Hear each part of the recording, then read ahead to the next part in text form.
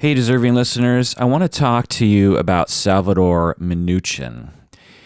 He died recently, and I've received a number of emails and other requests from other people to talk about Salvador Minuchin, not only because he's a major figure in psychotherapy, particularly family therapy, but he also died recently, and it's sort of customary to do a episode on a major figure if there's some kind of event like that. So that's what I'm going to do today. Salvador Minuchin was one of the major role models for me. He was just so inspirational to watch.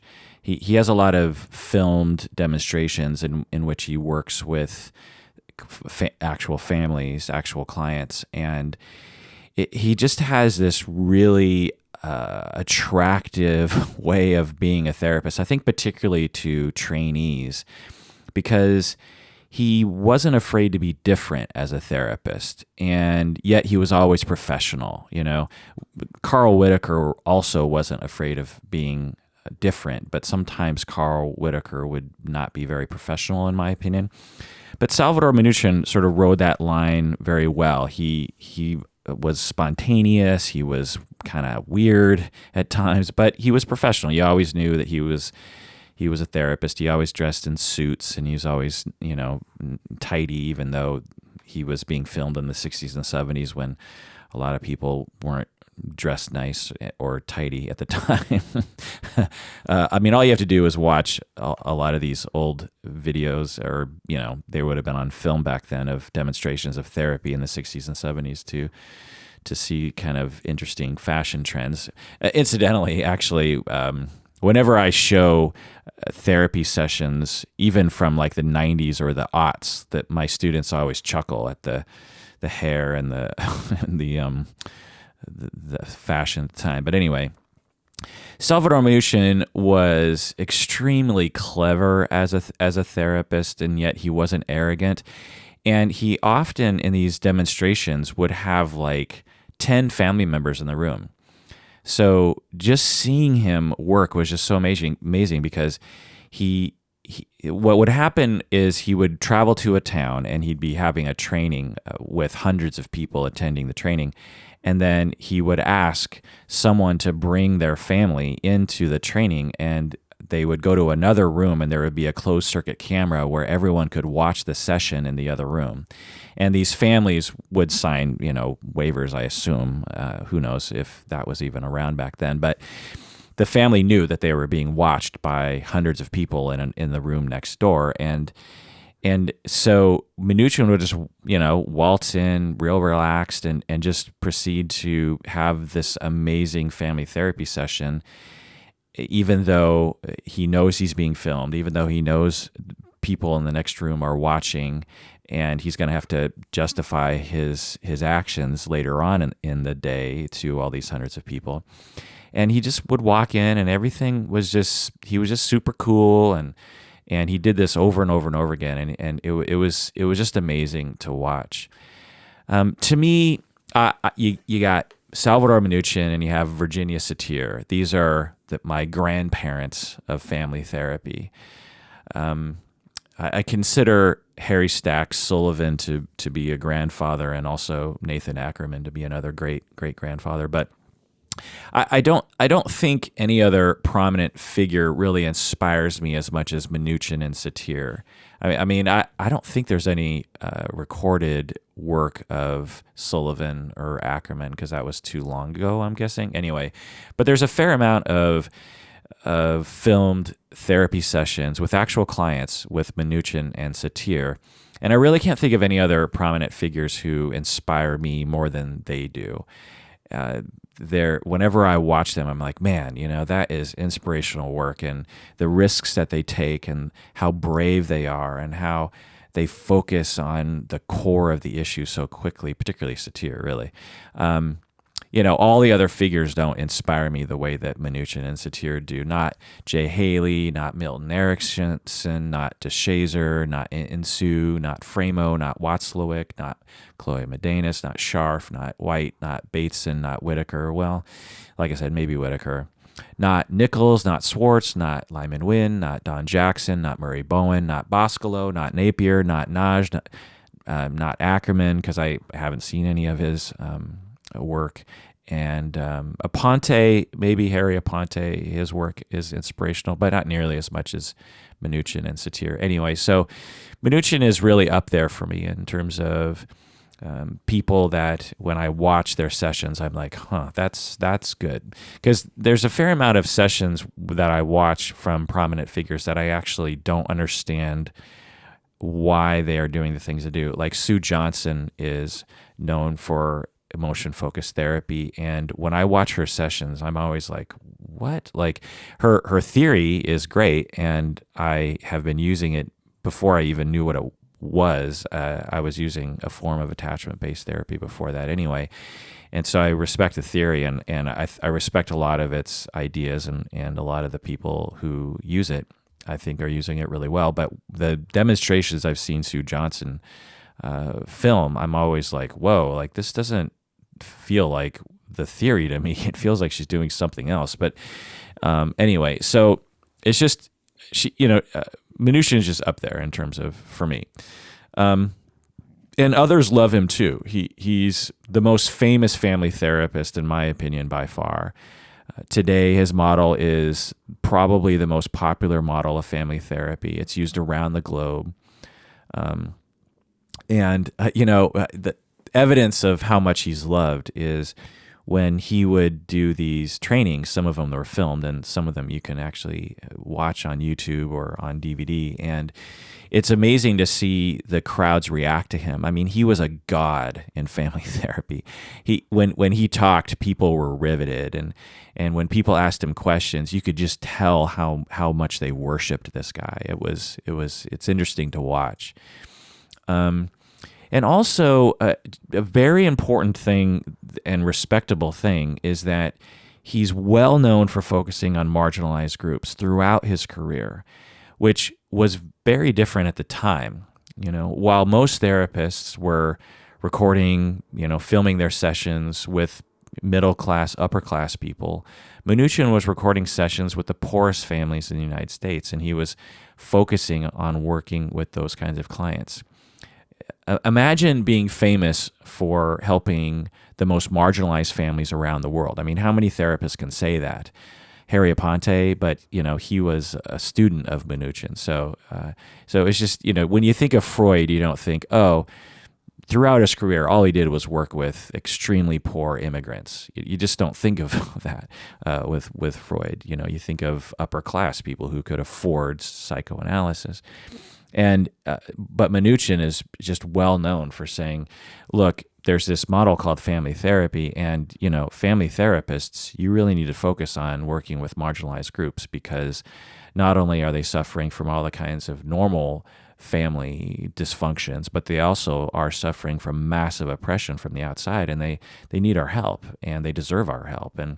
And not only did he just talk about it, but he actually did it. He actually, throughout his life, worked, in the room with actual poor families and people of color. And so it's an amazing thing to see, where, you would imagine that a lot of people, as they gain prominence, they would start to work with richer people because they could make more money, So that's what I want to talk about today. But before I do that, let's introduce the podcast. This is the podcast called Psychology in Seattle. I'm your host, Dr. Kirk Honda. I am a licensed marriage and family therapist, and I'm also a professor at Antioch University, Seattle, in the couple and family therapy program, in which we train licensed marriage and family therapists. Today, I'm going to talk about the history of Salvador Minuchin, which is actually quite interesting. According to my notes here, I'm guessing it'll take me probably a couple hours just to talk about the history. And then after that, I'm going to do a patron-only deep dive on Minuchin's theory. So if you're listening to this on the regular feed, I'm going to talk about all the history for everyone, but then after that, I'm going to end, and only patrons can listen to the theory on the deep dive. Okay, so let's get into the history here. Salvador Minuchin, a lot of people called him Sal, by the way. His friends and family called him Sal. He was born in 1921 in San Salvador, Argentina. He is the first of 3 children. He reportedly had a quote-unquote strict and fair father. His father owned a small business in Argentina. His mother was reportedly very protective of him, and she ran the household. He had a large extended family, and he lived in a close-knit community of immigrant Russian Jews. So apparently a lot of Russian Jews moved to Argentina, and they built a small community in San Salvador, Argentina. The town was actually 1/4 immigrant Russian Jews, so a pretty substantial group in that town. However, the anti-Semitism was rampant around the world, and Argentina was no exception to that. So in his community, he definitely felt the anti-Semitism in his community. In 1930, when he was 9 years old, his father lost the family business as a result of the Great Depression, and the family became poor very quickly. And he had to, as evidence of this, he had to help his mother sell produce to make money for the family, even though he was just 9 years old. So then the family business was rebuilt later, but this time his uncle was in charge, and the hierarchy of the family shifted from his father to his uncle. And when, for example, when the uncle would come to dinner, the uncle would displace his father at the head of the table. So it's apparent to me that his early experiences in childhood would plant the seeds for his later theory, because you can see the beginnings of his ideas of what a functional family should look like. He had strict parents, but they were also fair parents, and he definitely promoted that idea with his families later. There seems to be clear roles for people that adjust when needed, right? So his role as a 9-year-old shifted to one of helping the family earn money, because that's what the family needed. And then when the family didn't need that anymore, his role shifted back. I'm sort of basing this on pretty limited information, but anyway. He also had contact with his extended family, so this instilled an extended family approach to his work later on. Mutual support was important. An understanding of the family's context, right? Anti-Semitism, poverty, an understanding of family setbacks when the Great Depression happened and his family became very poor. All of these things would seemingly plant the seeds for his later theory. Okay, skipping forward to 1940, at age 18, he finishes high school and he enters medical school. So a very interesting choice for a young Sal Minuchin. 1944, still in medical school during World War II, a right-wing military group overthrew the elected government of Argentina, and universities were placed under the control of the state under this military group.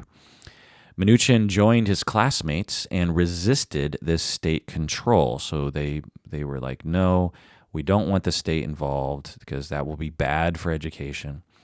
And Minuchin was arrested by the authorities and spent 3 months in prison, which is interesting.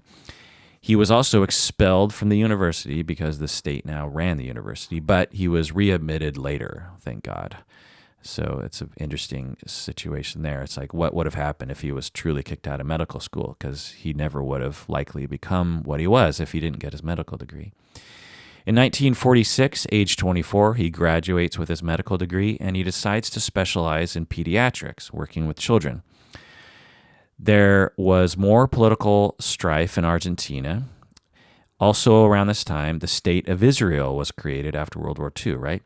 And pretty quickly, Israel started fighting with its neighbors and had a lot of war problems right away. So in 1948, Minuchin joined the Israeli army as a physician.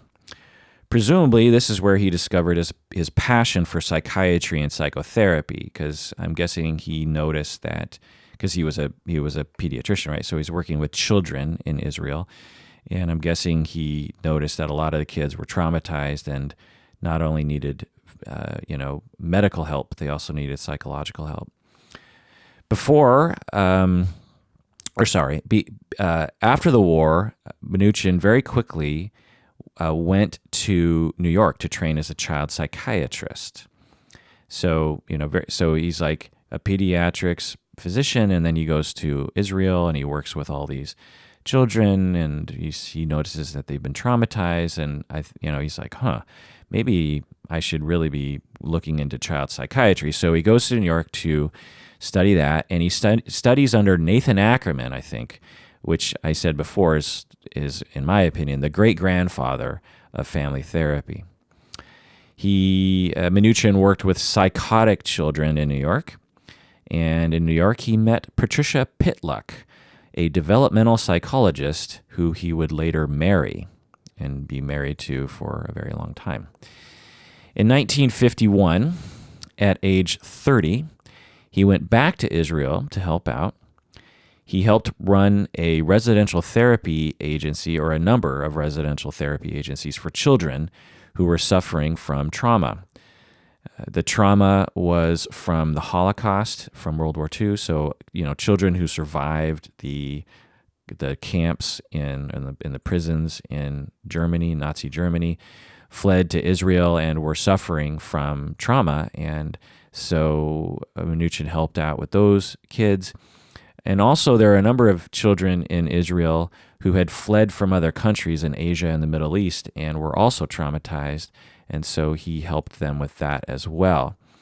And so this was when he learned how important it was to work with families. So he noticed, like, these families have been through something together. It's not just this one kid. And he also realized that you have to take context into consideration when you're thinking about quote-unquote individual psychotherapy. Because remember, at the time, and really even today, whenever someone's depressed or anxious, we tend to think of it as an individual problem. Well, Minuchin at the time, this is starting to form his ideas about family therapy. He's starting to say, like, really, it's not just this one person, it's the whole family. The whole family needs to come into therapy. Minuchin and his wife had a child, and they returned to the United States. This is in the 50s.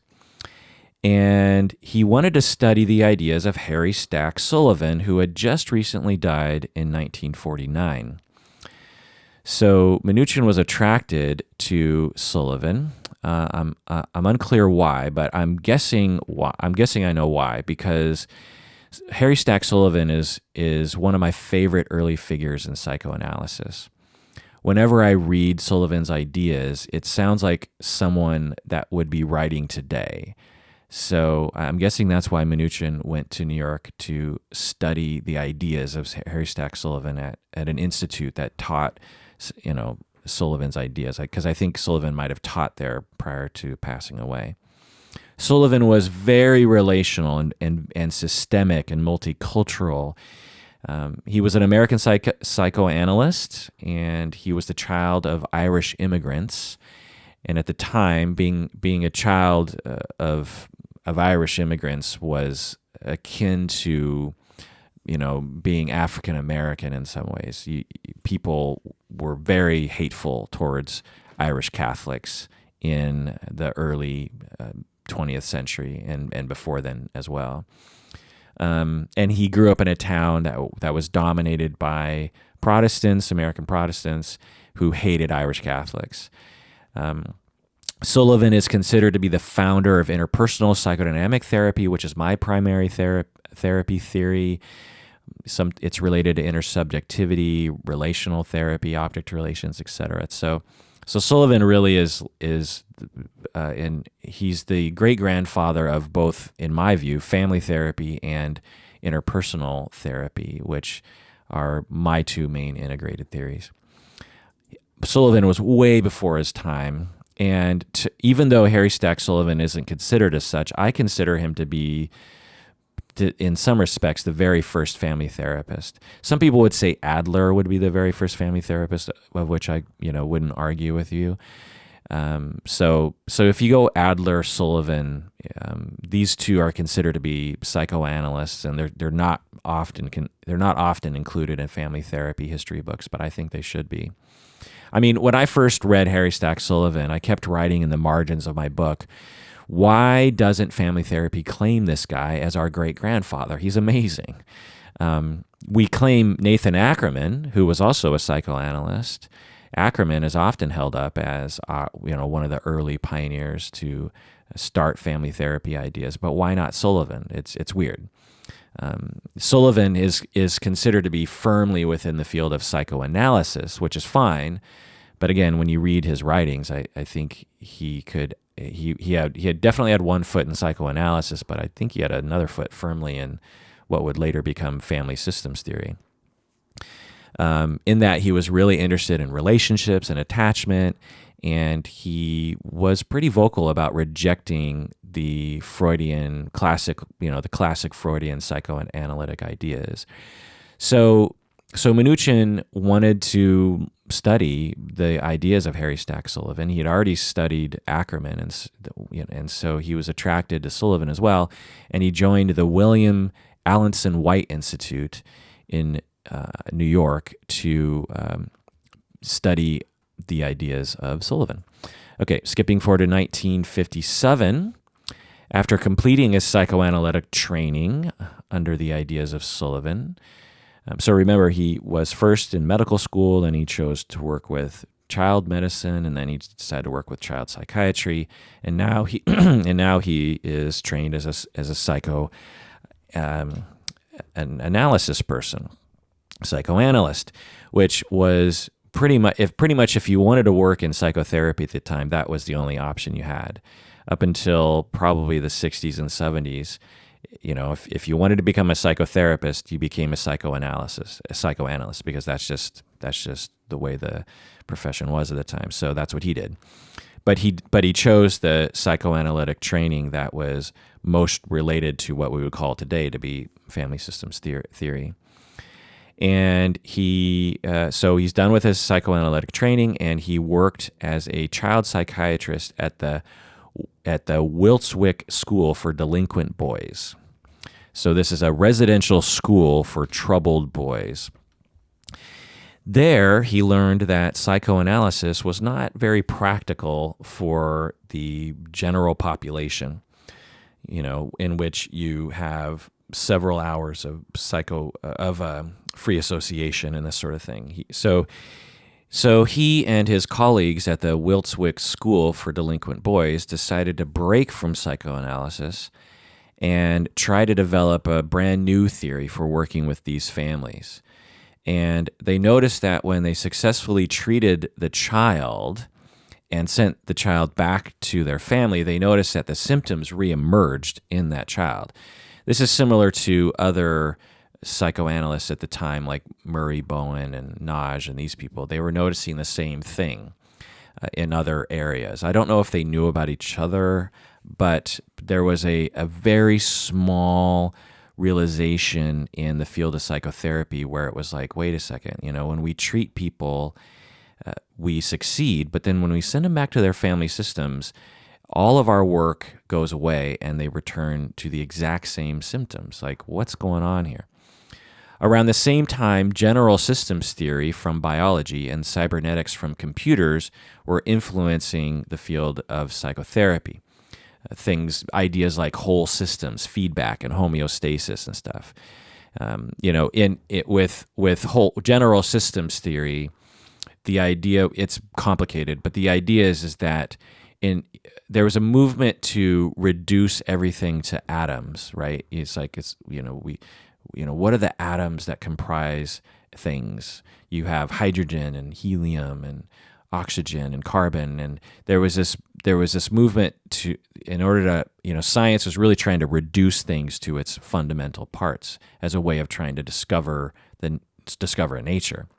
But there were people in biology who were like, that's great, sure, study the atoms, but really, in order to understand biology, it seems like a better model is general systems theory, which is in which you understand the system of biology. For example, with a cell, if you have any knowledge of cellular biology, you know that in a typical cell, you have just tons of different things that are there. You have DNA and RNA and mitochondria and the cell wall, and you have all these little molecules that and proteins and amino acids. I might be using all my words wrong here, but the point is that when you really learn all the inner workings of a typical cell, you realize that it is a mess of weirdness. And if you just understood its atoms like nitrogen and oxygen and carbon and hydrogen, you don't understand the cell. You have to understand how. And also, if you just understand DNA, that only gives you part of the picture. You really need to understand the whole system. You need to understand RNA and the cell wall and then the proteins and how everything works together, and then you understand the cell. So that was a movement in biology. And then you had this movement in computers, early computer understanding, in which the idea of cybernetics, in which you have a self-correcting system. One of the things that they were working on at the time in the military was missiles that could drive themselves. Because early on missiles, you just fired them, like in World War II. Hitler had these rockets that he would launch at London, and the idea was like, look, you don't have to have a plane to bomb London. You could just fire these rockets. Well, they were not guided. You just sort of guessed as to how to launch it to make it land where you wanted it to land, and they would be wildly off at times. Well, what they were trying to find was, how do you find a system using computers on a missile that can guide it toward your target?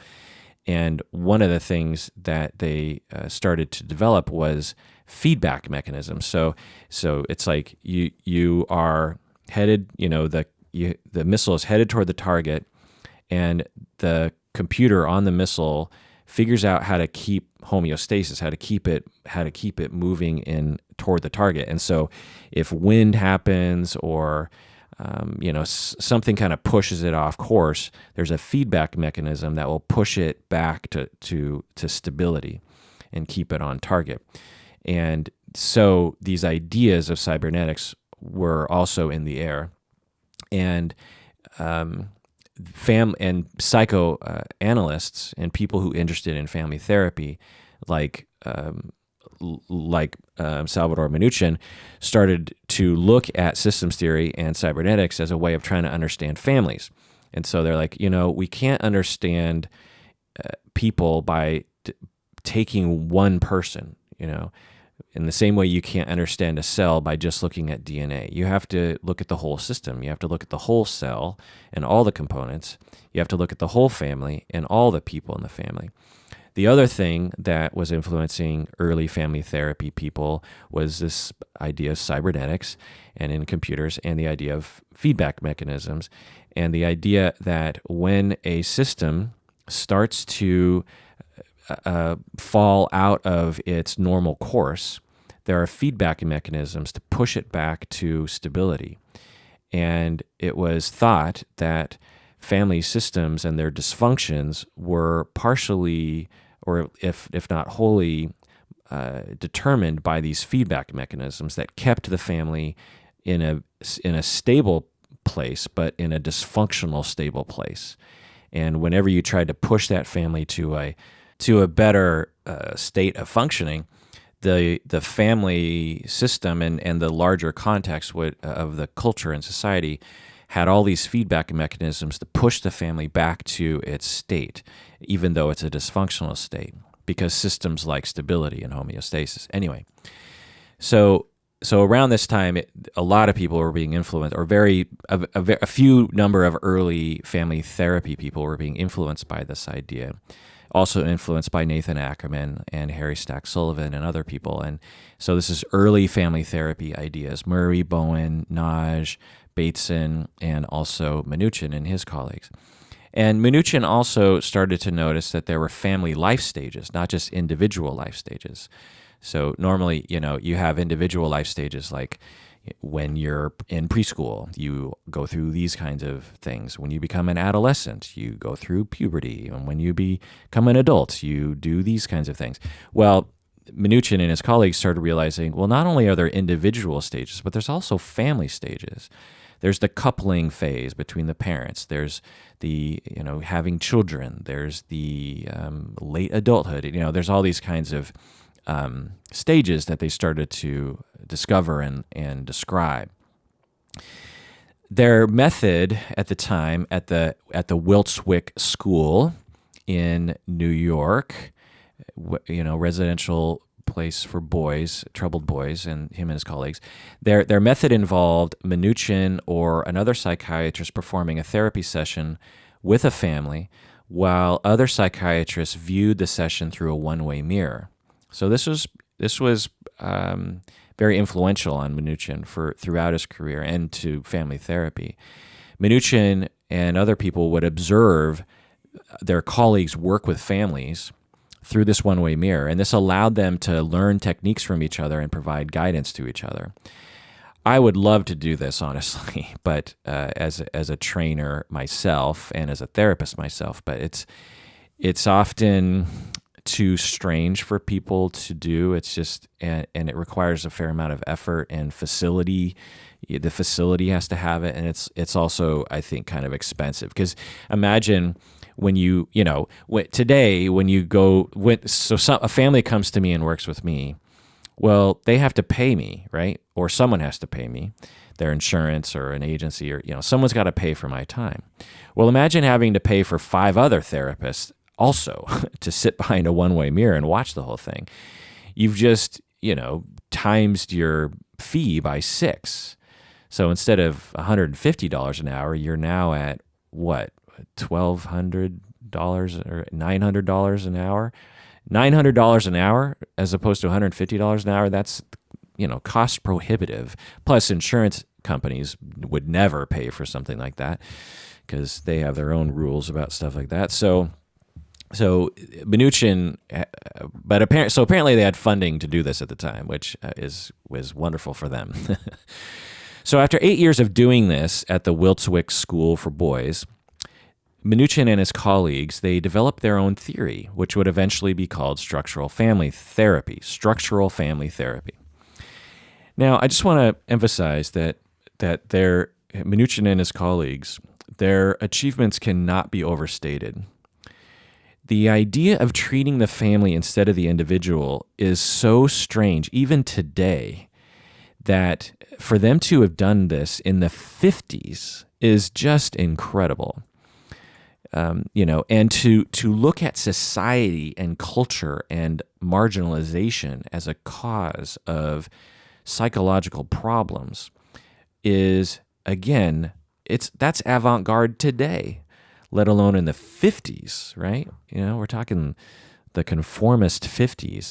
This is extremely cutting edge stuff, again, even for today, way before its time, which really just drives me crazy that we're still in 2018 trying to convince our field not only to pay attention to the family system. As a family therapist and an individual therapist, I absolutely focus on individual psychopathology and individual issues for sure. But I also look at the family system, and I also try to look at society and culture. And this was absolutely considered fringe at the time, and still is considered fringe. And it's just bizarre that even today, the vast majority in our field focus on the individual. Insurance companies focus on that. I mean, I have supervisees who are, all of my supervisees struggle with paperwork because we still look at a file as being for one client, not for a family. And in some ways, it's going backwards, in my opinion. It seems to be, again, it's just anecdotal, but it seems like our field is focusing even less on family systems and culture and even more on individuals, which is driving me crazy. Okay. So actually, let's take a break, and when we get back, let's continue the history of Salvador Minuchin.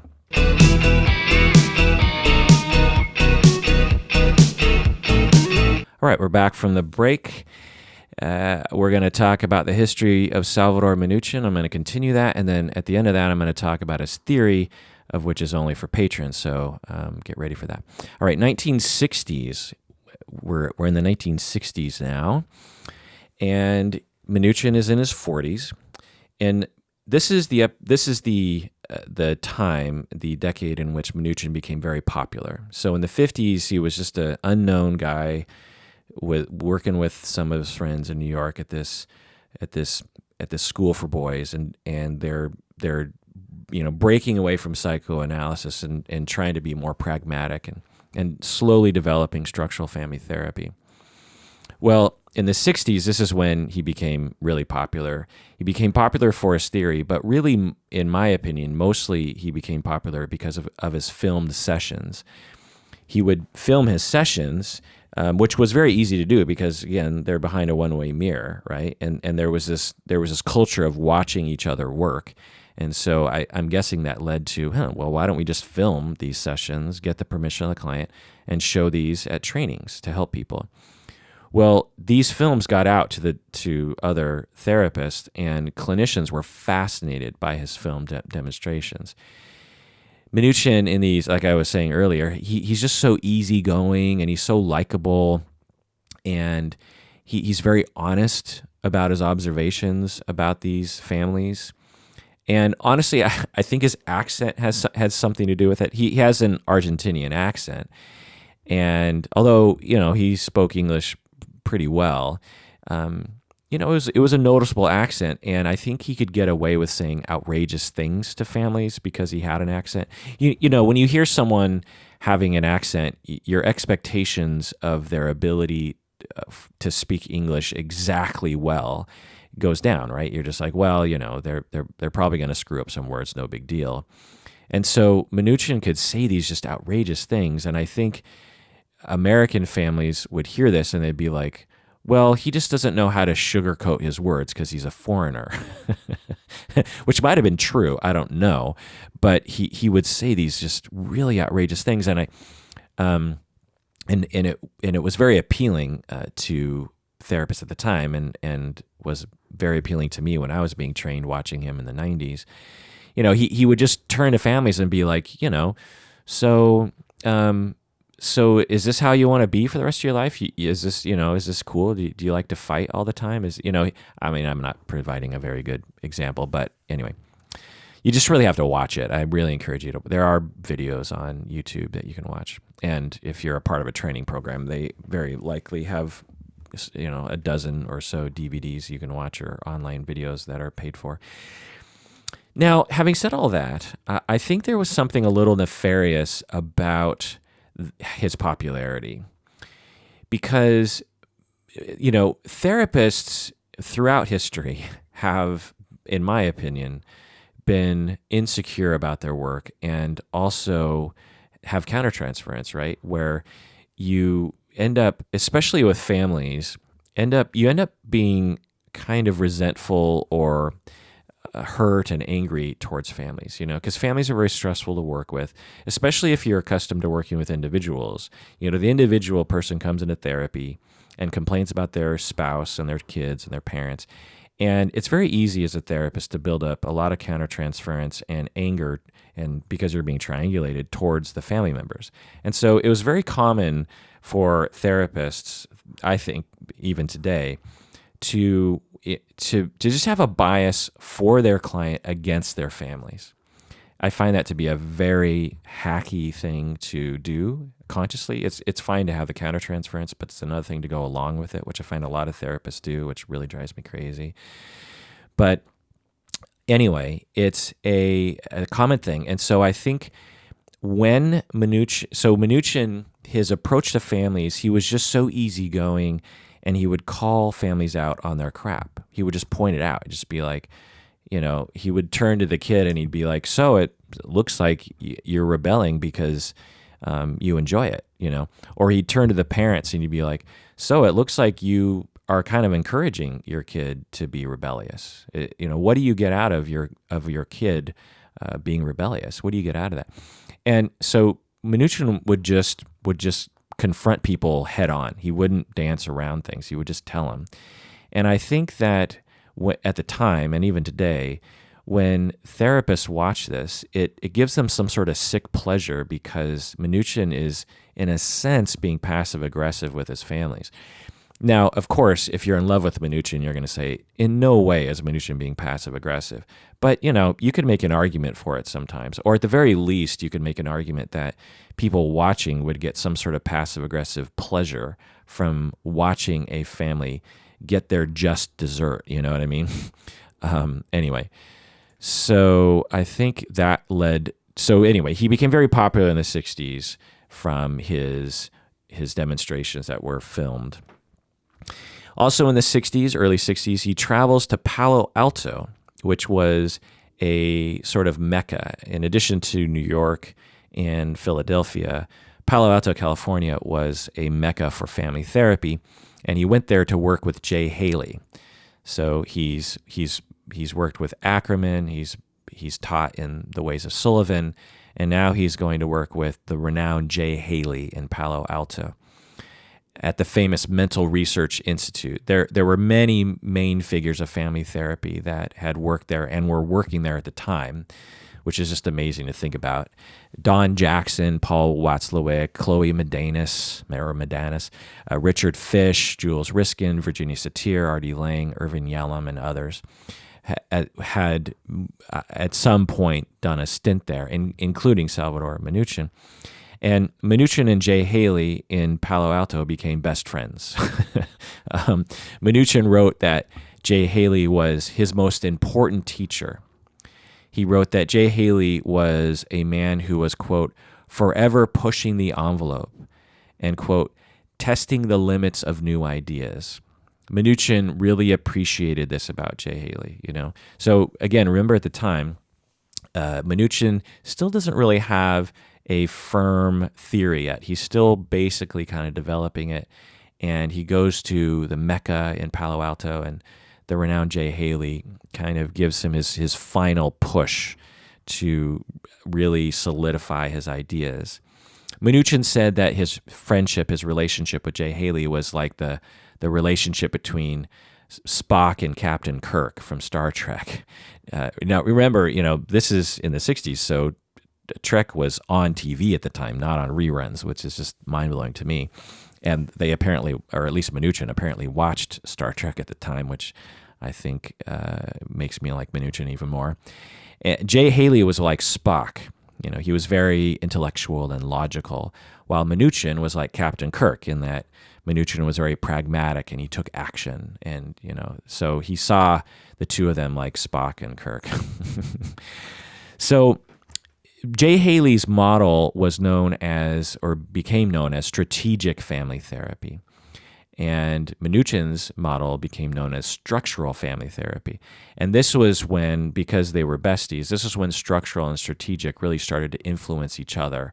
And today I find structural and strategic to be very similar in practice. They have different theories and different foundations, but I find that it's hard for me to distinguish a structural family therapist from a strategic family therapist when I see them actually operating. And I think it's partially, if not wholly, because Minuchin and Jay Haley were such good friends and influenced each other's work so much. Okay, so 1965, he was appointed director of the Philadelphia Child Guidance Clinic. So he goes to Philadelphia. He, leaves Palo Alto. I'm not sure if he lived in Palo Alto or he just went there to study temporarily. But anyway, he goes to Philadelphia and he's appointed a director of the Philadelphia Child Guidance Clinic, which is quite an honor, to be a director of a child clinic. Again, yet another major figure who found themselves in Philadelphia, because Philadelphia, in addition to Palo Alto, was a major center for family therapy, similar to Naj, as I talked about in another deep dive. Jay Haley went with Minuchin, and became one of Minuchin's staff members. So that'd be interesting, right? So Minuchin goes to Jay Haley to be trained, and Minuchin looks up to Jay Haley. And then when Minuchin goes to Philadelphia, Jay Haley becomes under Minuchin. Minuchin is Jay Haley's boss at this point. So Minuchin instantly noticed that most of the clients were people of color, and yet most of the staff were mostly white.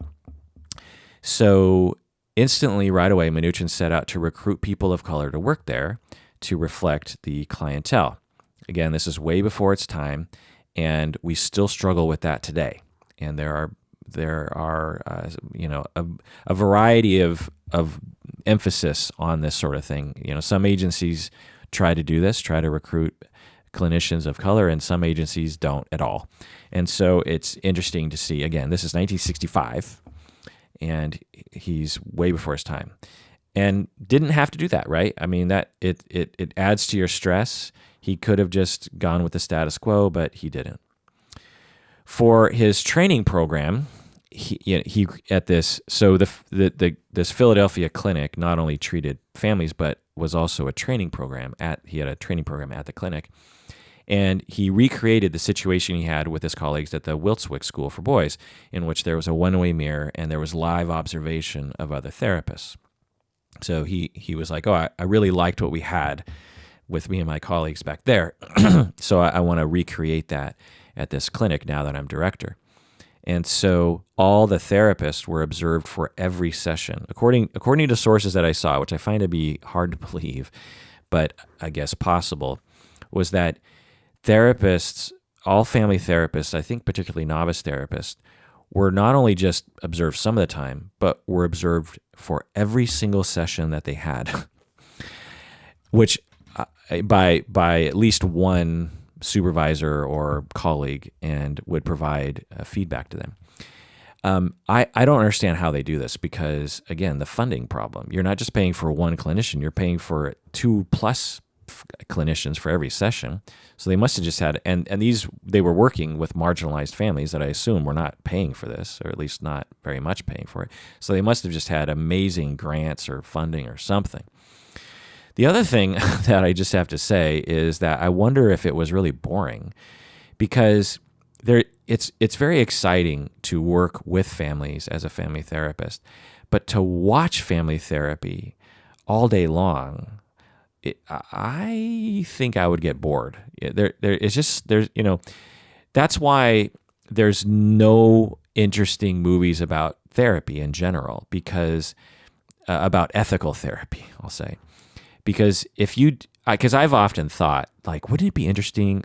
When my early career, I thought, man, someone should make a TV show or a movie about what therapy actually is like, because it's really dramatic. So many things are happening.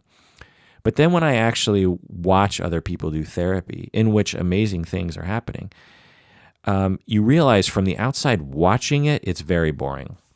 And sometimes it can be very dramatic, but it's very brief, the drama. The tension and the excitement is in the room, and you have to be participating in that conversation and in that relationship to really feel that excitement. So to watch family therapy sessions all day long, which I'm guessing Minuchin did. I'm guessing he, watched hours of people doing therapy every day. I just commend him for not getting bored out of his mind. As someone who does that occasionally, I just have to say I commend him for that.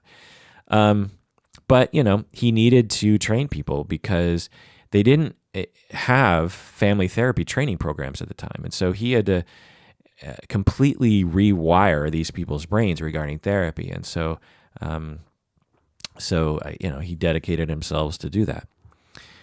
So this was when Minuchin, with the help of his colleagues and Jay Haley, they transformed this small clinic in Philadelphia into a world-renowned facility for family therapy, which served mostly low-income families. So because of the publications that they were publishing, and because of these live demonstrations they were sending out, and all the people who were coming in and out there to be trained, this small little clinic became this world-renowned family therapy center. In 1967, he published his one of his main works, his book called Families of the Slums. Families of the Slums. Now, today, that title wouldn't go over quite well politically, but at the time, that it did. He wrote about his experience at the Wiltswick School for Troubled Boys. He wrote about family therapy theory and practice. These ideas would eventually be called structural family therapy, but that label hadn't been applied yet. He wrote in his book that he claimed, so this is when he started to really formalize his ideas into written word. And he was saying that when you have a family system that is organized in a dysfunctional way, that pathology results from that.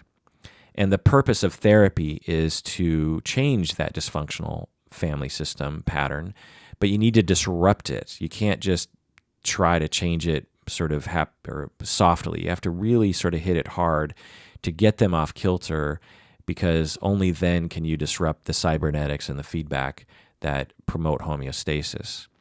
This was a totally weird idea at the time, and honestly is still weird today, which bothers me. But it should be pointed out that his ideas weren't completely new.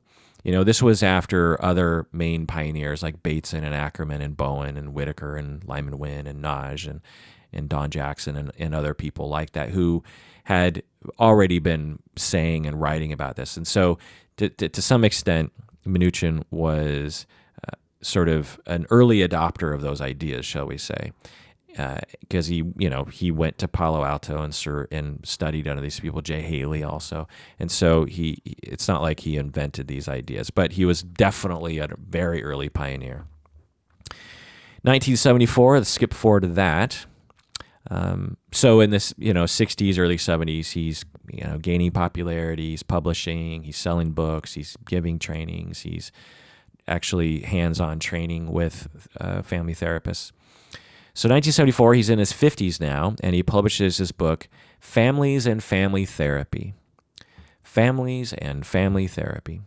It's his most famous book. I think I've owned multiple copies, at least 4 copies of this book, because I just love buying books from my library.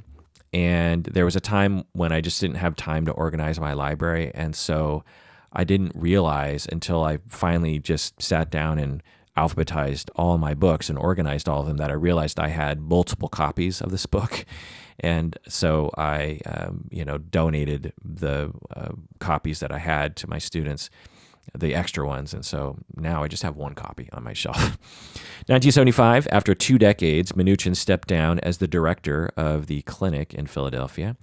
But he continued to teach therapists because he made himself head of training at the center. So he no longer had to be the boss man, and instead just had to be head of training, which I totally understand that move, by the way. It's analogous to me because I became program director at Antioch and eventually just said, nah, I think I just like teaching and practicing. So I'm going to, because when you're a director, you're a boss, you're an administrator, you have to schedule people, you have to go to budget meetings and to administration meetings, and you talk to lawyers occasionally.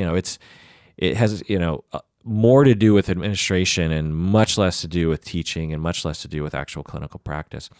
And so Minuchin made this move when he was in his 50s. He said, I don't want to be director anymore. I just want to teach. I want to teach the teachers.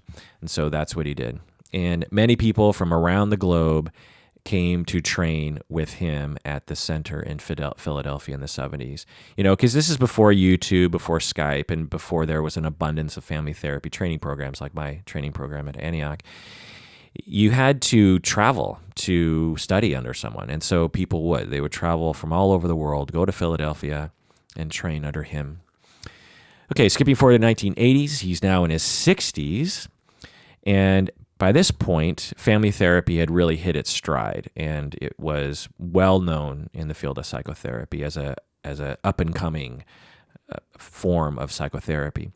And structural family therapy had become the most popular form of family therapy. And there was a lot of research, and there was a lot of training, and a lot of people began, training in other cities. They began, developing other training programs. Graduate programs started cropping up to teach Minuchin's ideas and other family therapy ideas. And again, structural family therapy as a term had been established by now, and it was the most popular of all the family therapies. 1981, Minuchin moved to New York from Philadelphia, and he established yet another institution called the Family Studies Institute. So again, he was working at this clinic as head of training, but he's like, you know what? I really just want to start my own institute. It's like my own organization. So he moved to New York and established the Family Studies Institute, where he and his colleagues continued to teach his model of family therapy, structural family therapy. Later, when he retired in 1995, it was renamed the Minuchin Center for the Family. Minuchin Center for the Family. It's kind of cumbersome. It should just be called the Minuchin Center, in my opinion. But anyway, and it's still open today, and you can go there today if you want, in New York. So as of 2018, the Minuchin Center is still there, and you can still go there to be trained in Minuchin's ways, which is awesome. And so in 1981, he established this thing, and it's still around. 1983, for some reason, he moved to England and spent 1 year consulting there. Moved back to New York 1984, and again to his training center, which eventually became the Minuchin Center. He continued to work on ways to help marginalized families. He did that throughout his career. He tried to motivate other clinicians to help marginalized people. He got grants for long-term projects to work with marginalized people in New York, and so it's really a wonderful testament to his altruism. 1996, this was when I was in graduate school studying his theory. He's now 75 years old, and he and his wife moved to Boston to be closer to their children and grandchildren. So at this point, he's like, I think I want to slow down. I don't want to really run my institute anymore. And this is when they changed the institute to be called the Minuchin Institute. And he moves to Boston to be closer to his children and grandchildren. But he continued to teach and supervise. He wasn't fully retired yet. And he particularly supervised family therapists doing in-home therapy. So this is interesting because just a year later, in 1997, I started doing in-home family therapy myself. I didn't know that he was interested in that. And I absolutely understand his attraction to that, because if you want to work with marginalized families, doing in-home work is really the best way to go, because families, one, have a really hard time, getting everyone there, because you might have to get on the bus and it costs money. But also, there's just so much stress and so many outside stressors that are impinging on marginalized families, that forcing them to pack themselves into a bus and get themselves to your office is a bit of a hardship. Plus, as another thing, as an in-home therapist, you instantly realize the world that these marginalized families live in. Their neighborhoods are sometimes unsafe. They sometimes don't have adequate facilities in the apartment they live in, et cetera. So, Minuchin was very interested in that. Okay. 1998. Again, he's in his late 70s here. This was when something interesting kind of happened, and something that Minuchin has become known for, which is interesting because he's in his late career at this point and has done so much great work. But for whatever reason, a lot of people, when they think of Minuchin, they think about this event that happened in 1998. So at the time, in the late 90s, what's called postmodern therapy, postmodern family therapy, was becoming very popular among family therapists. Theories in this category are narrative therapy, solution-focused therapy, social constructionism, cultural relativism, feminism, cybernetics of cybernetics, etc. I remember this. I remember this movement in the late 90s. It was sort of like the new thing, the new kid on the block, shall we say, to use parlance of the time. And I remember I didn't really understand it very well, but I was just kind of sticking to my object relations systems, interpersonal theories myself. But I remember narrative therapy, solution-focused therapy becoming really popular among family therapists, and I remember being a little annoyed with them. So because Minuchin basically spoke out against this group, and it's again, it's sort of a black mark on his career. But I just want to give some context to it. Because I too remember being a little annoyed with these postmodernists because they were so adamant about how awesome their theory was, and they were so adamant about how stupid everyone else was for not being postmodern. I had a colleague in my very first job at the very first agency I worked at, and I really liked him. I can't remember his name. I wish I remember his name because then I could kind of look him up on LinkedIn or something and connect with him. But he was staunchly postmodern. He was solution focused, I believe. And and I actually did co-therapy with him. We had clients together, and so we would work side by side with clients. And here I am doing my interpersonal psychodynamic systems work, and he's doing which is a complete opposite theory to just straight up solution focused theory. And he would often try to recruit me. It felt very cultish around the time postmodern. When I had my ideas of psychodynamic object relations and systems theory, I didn't really care about anyone else believing the things I believed. I just didn't care. But a lot of the postmodern people, when you talk to them back then, and to some extent now, they seem like they're trying to recruit you. They're trying to convince you something. They're basically like, oh, really? Psychodynamic work, huh? Interesting that you're following that. Well, you got to do what you got to do. That kind of attitude. Whereas, I would never look at a solution focused person and be like, well, interesting theory you're following there. And I would never do that. Everyone's entitled to be attracted to what they want to be attracted to. But anyway, so, it's just anecdotal for me. I just remember being a little annoyed with it. Well, Minuchin was annoyed with it too, apparently, because he famously had criticism about postmodern therapy. And like I said, it was kind of a bad political move, and it became sort of a black mark in his late career.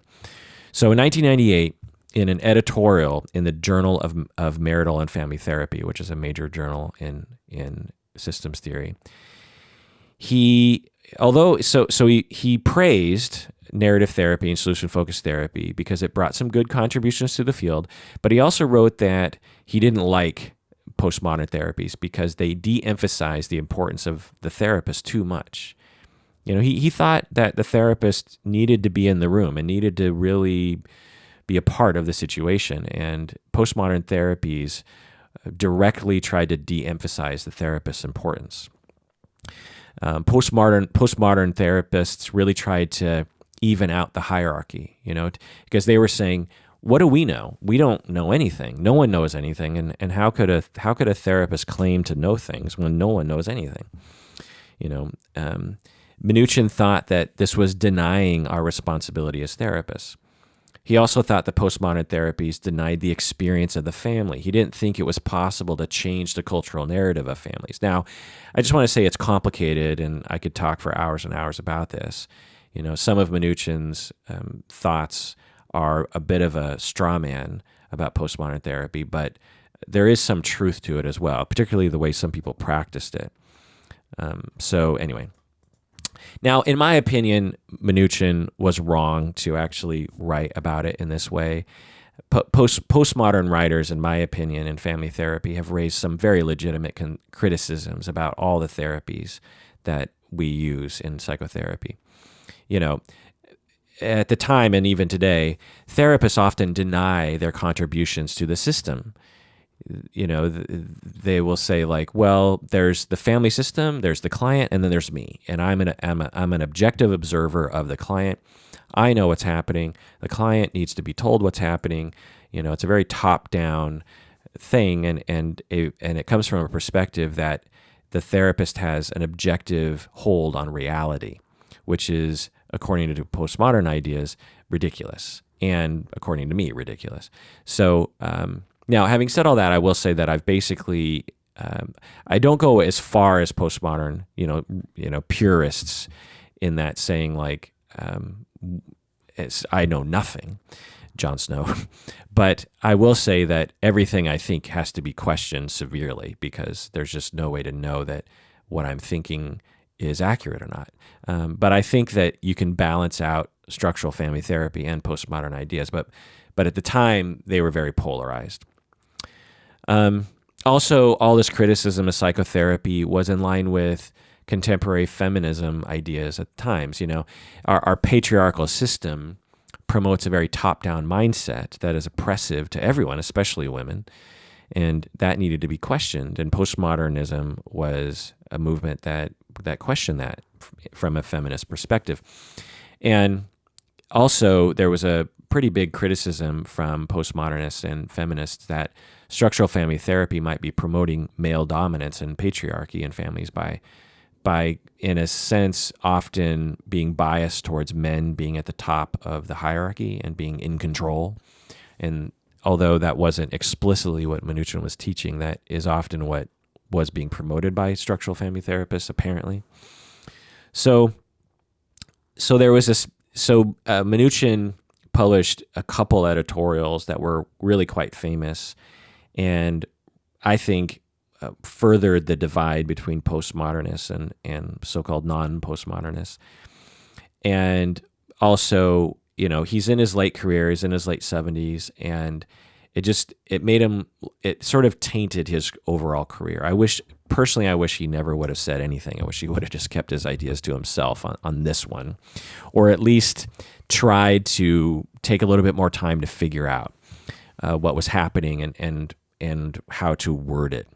And really, Minuchin definitely operated from a so-called modernist perspective of therapy. He definitely was a little antithetical to postmodern ideas. He wasn't any different from anyone else at the time, by the way. So it's not like he was particular. He was totally right, standard in the middle of psychotherapy at the time. But, the way he definitely talked as if he knew what was happening in the family. He definitely talked as if he had an objective hold on reality. There wasn't enough emphasis on countertransference, in my opinion. And following in his example, a lot of structural family therapists, in my opinion, when I have observed structural family therapists, they often come across as at least a little, if not a lot, judgmental of families, as if the therapist starts with this assumption that the family is wrong and that the therapist knows how the family should be acting. But again, this is how everyone was acting back then, and that was honestly what trainees were looking for. The field was looking toward major figures to provide them with confidence and security in the knowledge that our field has something to say and is scientific, so to speak. So there's that. So I think there's a number of factors that contributed to Salvador Minuchin's blunder at this point. Number one, when he wrote this, he was in his late 70s, and I don't want to be ageist, but I just want to say that at the time, in your late 70s, it's not like you're super open to new ideas, right? You've had decades of experience that tell you one thing, and then all of a sudden this other thing comes along, and you're just like, I don't know. So I think that's one factor. Number two, a strange new radical theory emerges, and it completely is designed to dismantle the entire field of psychotherapy. And taken to its extreme, which some postmodernists did, they basically were saying the entire field of psychotherapy is a sham. Based on our ideas, we make a compelling argument that therapists know nothing and they're just tricking themselves into thinking they know things. And many of these postmodernists were aggressively attacking all therapies, most notably Minuchin's theory, because it was mainly within family therapy. The postmodernists had a big following in the family therapy world, and since Minuchin was at the top of that pyramid, the postmodernists attacked Minuchin a lot. And this is a theory that Minuchin had been working on his entire life. And they were basically saying that Minuchin's theory was completely false and useless, and they still do. Some of them still do. Number three, I'm guessing that Minuchin was surrounded by a lot of yes people, and so Minuchin, as he started to complain about postmodernism, I'm guessing that a lot of his followers were like, "Yeah, you're right, Minuchin. So it's just speculation." Number four, I'm guessing that he just didn't get postmodernist ideas and he wrote about it without thinking about it further. I mean, some of his writing seems to show that he didn't really understand what it meant, really. Again, just a speculation there. He was a smart guy, but It's a hard thing to grasp, particularly if you're a little hostile to the ideas. And number 5, I'm guessing that he thought it was a fad and that it would die out.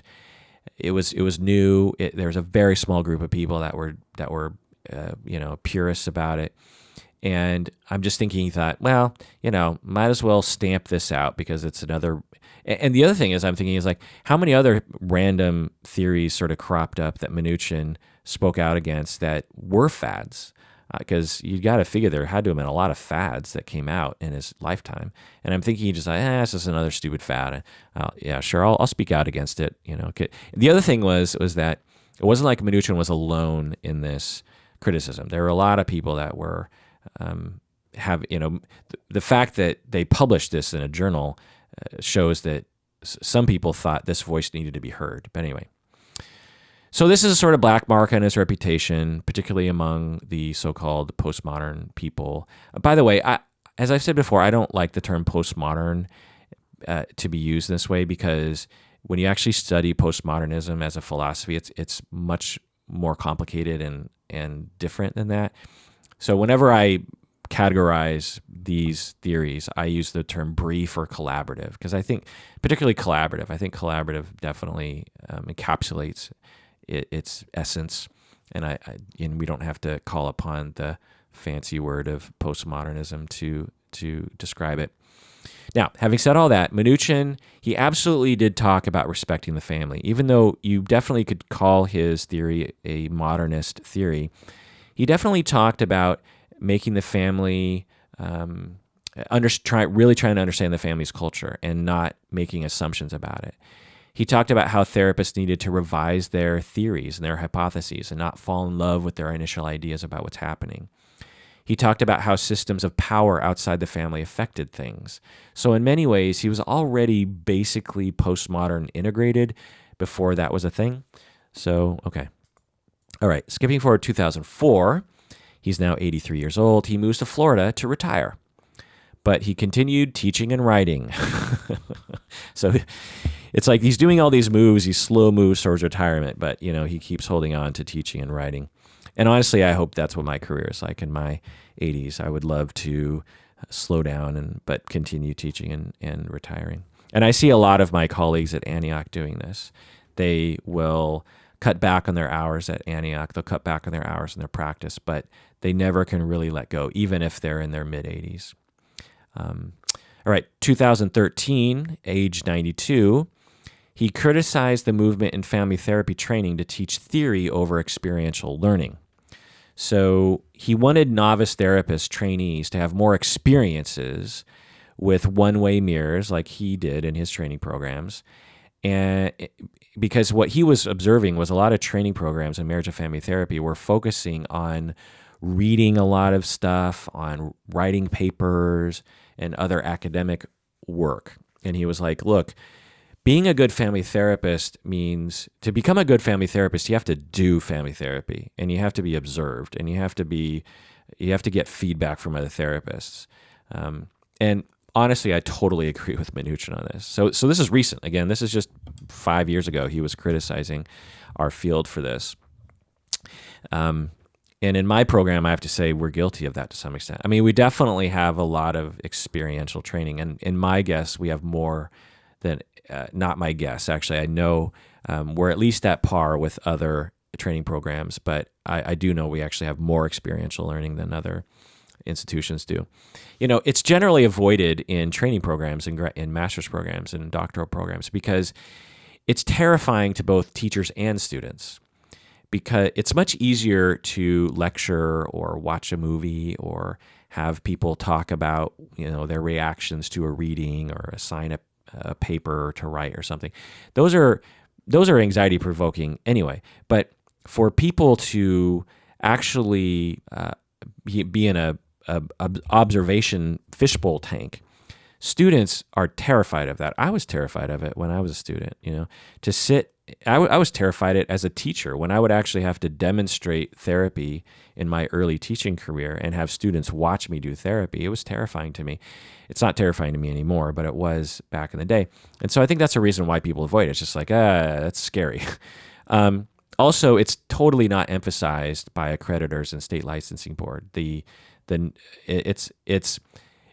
they've made some adjustments to the accreditors and the state licensing boards to add direct observation to their requirements, but it's not emphasized enough. Let's just put it that way. Also, it would add a lot of expense, a lot of money would have to be spent on that, because in order to observe someone, you presumably someone has to be compensated to do that, and that's pretty expensive. A typical supervisor will meet with their supervisee once a week for an hour. So you only have to pay the supervisor for 1 hour a week. Well, to provide direct observation the way that Minuchin did it, you would have to have at least one supervisor paid to observe multiple therapists over multiple hours, which would just be extremely expensive in today's world. Also, facilities would have to be built. I mean, you'd have to have rooms with one-way mirrors. That's expensive, right? Every therapy office would have to have some abilities that people from the outside could watch in. And that's really expensive and annoying to people who own facilities. They're just like, really? You need us to build a one-way mirror? Really? Like, come on. And we actually had one in our old building at Antioch, which we just moved out of a year ago.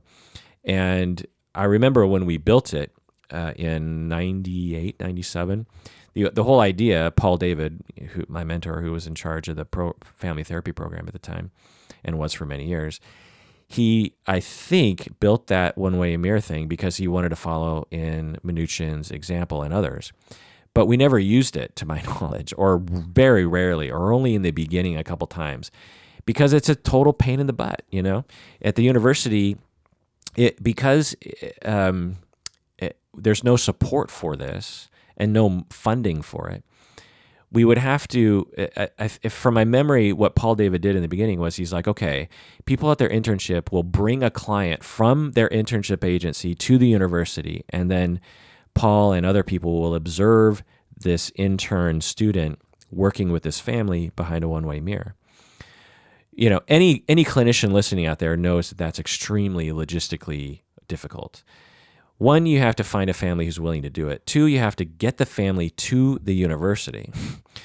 Three, the agency has to sign off on that. The agency has to be like, sure, yeah, take a family out of our agency and go to this random university. It's just this red tape nightmare. And so anyway, Minuchin, at the age of 92, just 5 years ago, was writing and criticizing the fact that we don't do that anymore, which is interesting. He was still relevant at the age of 92. Okay, so skipping forward to 2017, he died at the age of 97-ish, and he died on October 30th, 2017, so not that long ago, in Florida, from complications from Parkinson's. So that's his life. Argentina, big family, political strife, Israel, war, children being traumatized, the United States, marginalized children and their families, Nathan Ackerman, New York, Harry Stack Sullivan, Philadelphia. He developed structural family therapy with his colleagues, goes to Palo Alto, Jay Haley, Besties. His theory and his film demonstrations become really popular in the 60s. He tours around the world inspiring people to focus on the family. He helps create the entire profession of marriage and family therapy. Marriage and family therapy becomes an actual separate profession that's separate from psychology and counseling and social work. In the 90s, I go to an open house at Antioch to learn more about the master's program, and I learn about marriage and family therapy, and am convinced by Paul David to become a marriage and family therapist because I absolutely want to work with individuals, but I'm also very compelled by the idea of working with couples and families. I get trained as an MFT. I get trained in structural family therapy. I learn about Minuchin. I watch his tapes in the 90s. I eventually teach his theory to students after I graduate, and then I develop a podcast, and people email me to talk about Minuchin, and I finally get the time to do that. I do a deep dive on him and his theory, and here we are. So let's talk about his theory. I'm going to do a deep dive on Salvador Minuchin's theory, structural family therapy. I'm going to talk about why it's so popular, what did he find to be useful when he was working with families? Why did he find it useful? How do people use structural family theory today? What are the different concepts in it? And I have a lot of things to say about this because a number of his ideas have been completely altered and distorted. Things like joining and reframing are very popular words in family therapy, and in my experience, 99% of the time, people don't know what they actually mean. And to know what they actually mean is to know what family therapy is. And to distort, the way people distort these words is basically antithetical to family therapy in some ways. So anyway, I'm going to talk about that. Why do people have problems in their relationships according to structural family therapy, which I think structural family therapy definitely provides answers as to why some people suffer in their life and why some people suffer in their relationships with the people that they're in a relationship with. And I'm also going to talk about the practice. How do structural family therapists actually help people? So, as I said before, the rest of this episode is just for patrons of the podcast. So if you're listening to this now and you're not a patron yet, this episode is going to end now. If you want to hear the full episode in which I go into the theory, you have to become a patron of the podcast by going to patreon.com. That's patreon.com. When you become a patron, you get access to this episode and hundreds of other patron-exclusive episodes in which we do deep dives into various topics like Minuchin and other people and other theories and ideas and everything. And when you become a patron, you don't have to listen to the vast majority of commercials. And remember that a portion of your monthly pledge goes toward various charities that we support.